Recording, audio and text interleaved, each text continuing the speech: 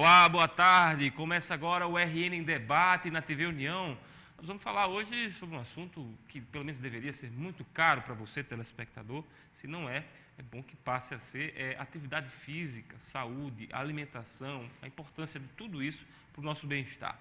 Nosso convidado hoje é o professor, preparador físico e nutricionista Francisco Freitas, o Chicão. Boa tarde, Chicão, seja bem-vindo. Boa tarde, Alex. Boa tarde, telespectadores. É um prazer estar aqui com vocês. Natal foi eleita já por 2 anos consecutivos como a capital do sedentarismo. Isso é muito ruim, né, para a população. Qual a avaliação que o senhor, como preparador físico e nutricionista, faz? Na realidade, esse é um título que nós realmente não desejamos para a nossa cidade. Temos aí uma cidade fantástica, com sol praticamente o ano todo, muitas praias. Então, assim, o nosso trabalho, na realidade, junto com os nossos amigos de profissão, é tentar trocar esse título pela capital mais saudável e mais ativa do Brasil. A que se deve, na sua avaliação, o fato de Natal ser uma cidade sedentária? Olha, Alex, eu acho que se deve, na realidade, à falta realmente de orientação, porque, assim, para que você pratique algum tipo de exercício, aqui na nossa cidade, principalmente, é muito fácil, muito simples, porque temos acesso a praias maravilhosas, a locais, a parques também, como é o Parque da Cidade, como é o Parque das Dunas, locais de fácil acesso, onde uma prática de exercícios físicos ela está bem facilitada por esses motivos. Eu atribuo isso apenas a uma falta de informação e falta de orientação à população em geral. E aí entra a importância do poder público, eu falo de prefeituras, do governo do estado, de entidades de certa forma ligadas à questão da orientação.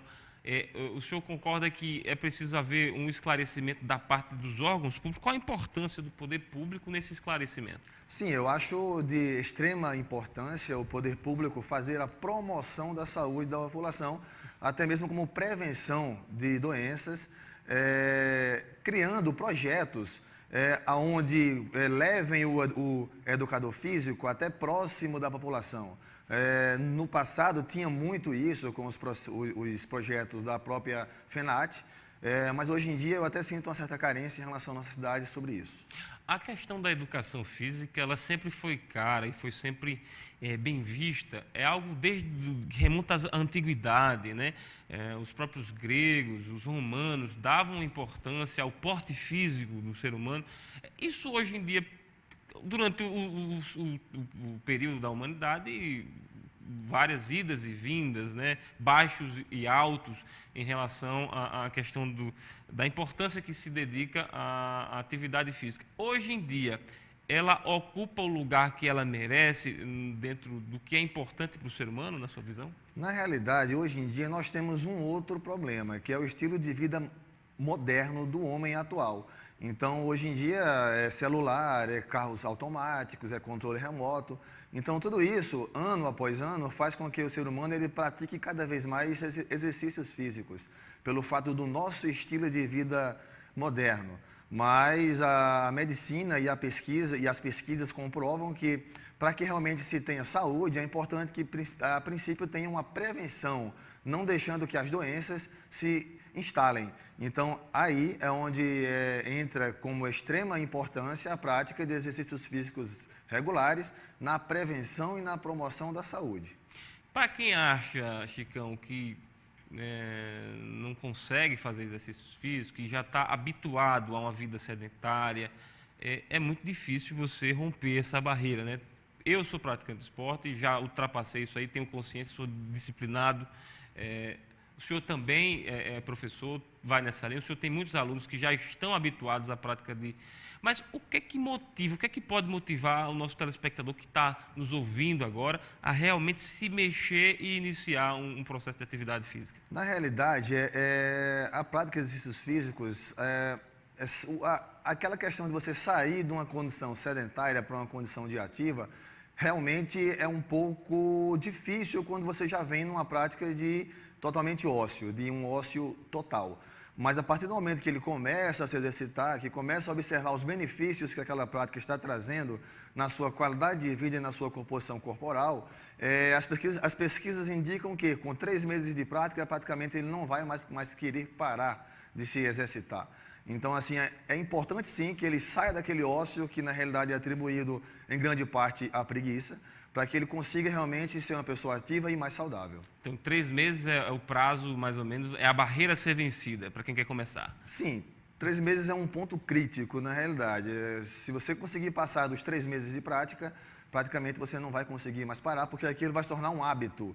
E tudo que é hábito, você consegue fazer isso com maior simplicidade e facilidade, porque se tornou um hábito diário. Verdade, o ser humano é feito de hábitos, vale lembrar. Professor, os benefícios de se iniciar a atividade física, eles já são imediatos? Você começa a perceber os benefícios a partir do momento que você começa a praticar.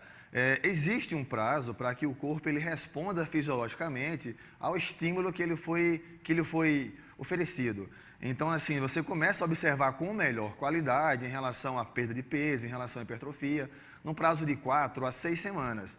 Mas você já consegue perceber outros benefícios a partir do momento que você começa uma prática. O senhor também é nutricionista, vamos falar um pouco sobre a importância da alimentação. Começar, por exemplo, abordando mitos que existem, verdades e não verdades em relação, por exemplo, comer carboidrato à noite. Carboidrato, tem o carboidrato bom e o carboidrato ruim, né? O carboidrato ele engorda, também gera açúcar. Fala pra gente, comer à noite é mais pesado do que comer durante o dia, por exemplo? Na realidade, não é mais pesado. O que acontece é o seguinte, é o tipo de carboidrato e as quantidades desse carboidrato que você opta por colocar na sua dieta. Então, assim, o que se preconiza na realidade é uma redução da quantidade de carboidrato, até porque a nossa população ela está acostumada a comer grandes quantidades de açúcares. Hoje em dia, os alimentos de baixo valor nutricional, eles são de fácil acesso e de um preço muito barato. Então, o que se recomenda é trocar esses carboidratos mais simples, tipo açúcares, refrigerantes, pães, massas brancas, por carboidratos mais complexos, que são até de fácil acesso aqui na região Nordeste, como, por exemplo, a própria macaxeira, o inhame, a batata doce. Então, assim, só o fato de trocar esses carboidratos, você já consegue observar uma melhora na sua alimentação. Em relação a colocar esses carboidratos na parte da noite, é de extrema importância pelo seguinte motivo: nosso corpo ele metaboliza macronutrientes a todo momento. Então, assim, a todo momento ele está metabolizando gorduras, carboidratos e proteínas. Então, por esse motivo, não faz jus, não se justifica você retirar um macronutriente de sua alimentação. Deve sim quantificar e qualificar esse tipo de alimento. Qual é, professor, a alimentação ideal que nós devemos ter no nosso dia a dia? Olha, eu poderia falar para você várias coisas, que é um conjunto de alimentos que vai trazer para você saúde e qualidade de vida. Então, assim, deve estar presente na nossa alimentação proteínas magras, tipo carnes magras, carnes brancas de preferência, carne vermelha até 3 vezes por semana, é recomendável. Deve estar presente gorduras boas, tipo azeite, castanhas, o próprio ômega 3, como também presente os carboidratos de boa qualidade, como eu falei há um pouco atrás. E é que toda a alimentação, seja café da manhã, por exemplo, que inclusive são recomendados 6 ou mais alimentações por dia, né? Assim, intervalo de 2, 3 horas. Mas, enfim, toda a alimentação ela deve ter necessariamente proteína, carboidrato e outros nutrientes minerais, por exemplo? Sim, basicamente, como eu falei, o nosso corpo ele metaboliza a todo momento proteínas, carboidratos e gorduras. É a nossa fonte de energia. A diferença são as quantidades. Tem refeição que eu posso colocar uma maior quantidade de proteína, como é o caso do almoço. Mas tem refeição que não é necessário grandes quantidades. Preciso sim de uma distribuição correta em 24 horas desses alimentos. Então, assim, o que aqui na nossa região é de fácil acesso. Temos frutas da região que devem ser utilizadas, frutas da época de preferência. Então, assim, fazer uma distribuição com todos esses alimentos para que você tenha uma alimentação equilibrada. Dieta não significa passar fome. E isso significa o quê? Explica pra gente. Dieta não significa passar fome. Há um certo tempo atrás, eu costumo dar como exemplo a minha prática clínica. Então, assim, eu sempre faço uma análise das minhas pacientes e é muito comum observar o baixo consumo em termos calóricos, energéticos, dessas pacientes que chegam até meu consultório com a intenção de perder gordura, perder peso, por exemplo. Só que em muitos casos o meu trabalho é oferecer uma maior quantidade de comida. Então, o que se observa é que quando ela passa a comer uma quantidade de alimento suficiente, vale salientar que essa quantidade suficiente é determinada pela sua composição corporal. Todos nós temos uma taxa metabólica basal, que é o que determina, em termos teóricos, o quanto você deve ingerir em termos energéticos de alimento. Então, o nosso trabalho é fazer sempre comer um pouco mais, não é passar fome. Então, dietas muito restritivas geralmente não funcionam, porque ela é muito agressiva para o cérebro.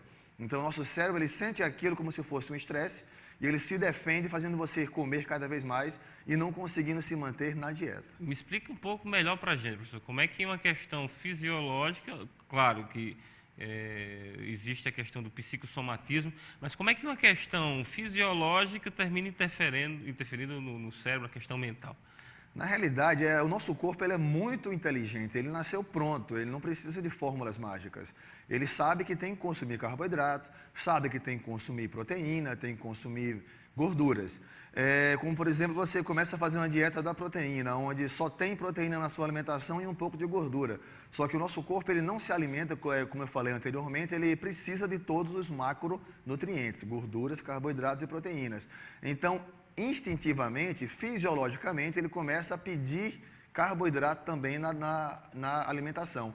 Esse tipo de dieta não é sustentável. Então, vai chegar um momento que você não vai conseguir se manter comendo apenas proteína e, como fuga, termina voltando a comer carboidratos e carboidratos simples como defesa do nosso corpo.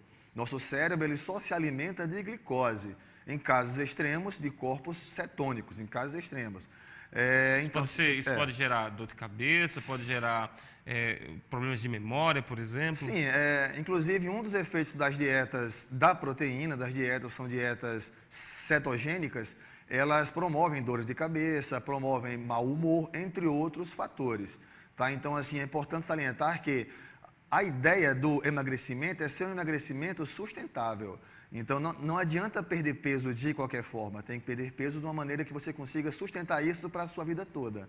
Então, por isso que a ideia é quantificar e qualificar a sua alimentação. Professor, e o uso de suplementos, né, tão comuns hoje em dia, você que faz atividade física, suplementa a alimentação através desses produtos, que são produtos elaborados em laboratório, disponibilizados para o público.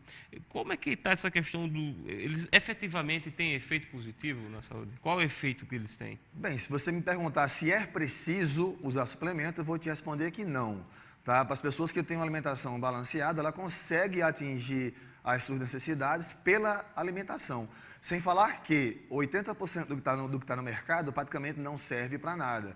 Tem suas comprovações ainda duvidosas. Tá? O próprio Colégio Americano de Medicina Esportiva, ele seleciona os suplementos e classifica em categorias, em 4 categorias. Então, a categoria 1 ali, basicamente, tem em torno de 5% do que existe no mercado. Categoria 1 tem o que funciona. Categoria 2 são suplementos que, basicamente, não têm comprovação devida. E categoria 3 são aquelas que não servem para nada, que não tem nenhum tipo de comprovação, que aí se encontra a maior parte dos suplementos. E, no caso, categoria 1, você poderia citar exemplos para os nossos telespectadores? Sim, por exemplo, temos os usos da creatina, que foi bastante pesquisado, que realmente é efetivo e é seguro, é eficaz, das proteínas, dos carboidratos, das gorduras e alguns aminoácidos. No caso do 2? O 2, por exemplo, temos aí a famosa glutamina, o famoso HMB, que tem sua eficácia em xeque, né? Então, assim, não tem evidência em nível suficiente, isso como referência o próprio Colégio Americano, que realmente funciona conforme vendem os fabricantes. E a 3? A 3 temos o famoso BCAA, ele está classificado na categoria 3. Não há comprovação. Não tem comprovação de que serve para aquilo que ele é vendido. Tem o BCAA, tem o picolinato de crômio, tem a própria L-carnitina, então, assim, entre outros. Ok, professor, em relação à questão de carne vermelha, né, existe alguma orientação específica? Na realidade, nós seguimos as diretrizes, tá? Então, as diretrizes a qual eu me apoio são as diretrizes da Sociedade Brasileira de Cardiologia, onde a mais recente diretriz sobre consumo de gorduras e saúde cardiovascular, ela direciona o consumo de colesterol, para 300 miligramas por dia. Então, sabe-se que a carne vermelha é um importante alimento, fonte de ferro e de outras vitaminas, mas que também é rico em colesterol. Então, no cálculo nutricional, ele já é feito com base a oferecer apenas as quantidades de colesterol necessárias para a saúde, mas que deixe o paciente dentro das diretrizes. A carne vermelha, ela é importante o seu consumo, mas que com certa moderação, tendo como referência 3 porções por semana. Bacana. Para finalizar rapidinho, professor, muitas dicas em blogs nós vemos. É importante ficar atento para saber a seriedade e a comprovação dessas informações, né? Na realidade, isso hoje em dia é um grande problema. Então, assim, nós como profissionais da saúde, estamos sempre combatendo certas informações desses blogs, desses Instagram. Então, é importante que você procure saber quem está dando aquela dica, se tem informação acadêmica, porque muitas vezes essas dicas são no achismo. E muitas vezes essas dicas que as blogueiras ou que o pessoal passa pelas mídias sociais, são dicas que eles passam, mas que nem eles praticam. Então, assim, é importante observar a formação acadêmica de quem está passando para você essas informações. Ok. Francisco Freitas, professor, educador físico e nutricionista, muito obrigado por sua participação e pelas informações úteis aos nossos telespectadores. Obrigado, bom dia a todos. Ficamos por aqui hoje, tenham todos um excelente dia e até amanhã.